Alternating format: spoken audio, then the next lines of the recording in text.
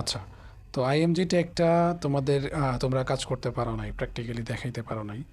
So আমি তোমাদেরকে আজকে দেখাবো যে কীভাবে আইএমজি টেক ব্যবহার করে একটা ইমেজ আপলোড করতে হয় তোমার ওয়েবসাইটে। ওকে, সো প্রথমে কি করতে হবে?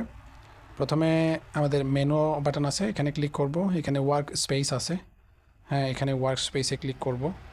তারপরে যদি তোমার অলরেডি একটা প্রজেক্ট থেকে থাকে তাহলে তো ওই প্রজেক্টেই ক্লিক করবা, যদি না থাকে তাহলে এখান থেকে নিচে প্লাস বাটনে ক্লিক করবা। এখান থেকে একটা নতুন প্রজেক্ট নিবা, প্রজেক্টের নাম দিয়ে দাও যে কোনো কিছু একটা, ধরো image image project. Image project যেটা আছে, যেটা তুমি এখন ওপেন করলা, সেটা থেকে তুমি ক্লিক করো। তারপরে এখান থেকে একটা প্লাস বাটনে যে নিচে বাম পাশে ডান পাশে প্লাস বাটন আছে, ওখানে ক্লিক করো। আবার নতুন একটা ফাইল নাও, ফাইলের নাম দাও index.html। তারপরে আরেকটা প্লাস বাটনে আবার ক্লিক করো, এখান থেকে ইম্পোর্ট দিতে হবে, ইম্পোর্ট ফাইলে ক্লিক করলাম। ফাইলে ক্লিক করার পরে দেখো একটা অলরেডি আমার কাছে লোগো আছে। সো লোগোটাকে আমি ক্লিক করো, তুমি যে কোনো একটা ইমেজ নিতে পারো, যে কোনো একটা, ওটা ক্লিক করলাম। এখন দেখো আমার প্রজেক্ট ফোল্ডারে আমার ইমেজটা চলে আসছে।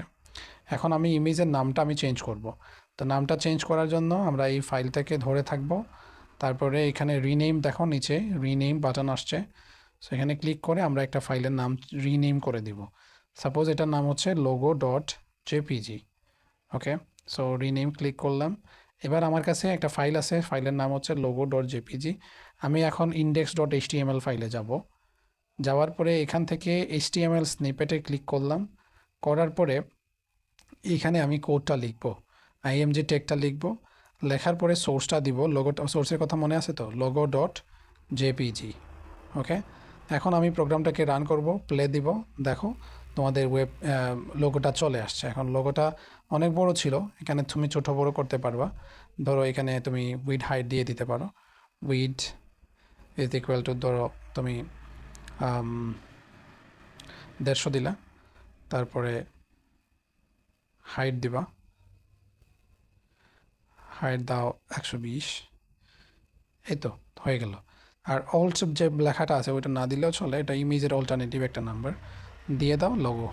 ওকে, এটা জাস্ট একটা টেক্সট আর কি। তো এই হচ্ছে আমার, দেখো ইমেজের সাইজটা 120 বাই 150 বাই 120, এটা সাইজ চলে আসছে। তো আশা করি বুঝাইতে পারছি তোমাদেরকে যে কীভাবে লোগোটা ইম্পোর্ট করতে হয়।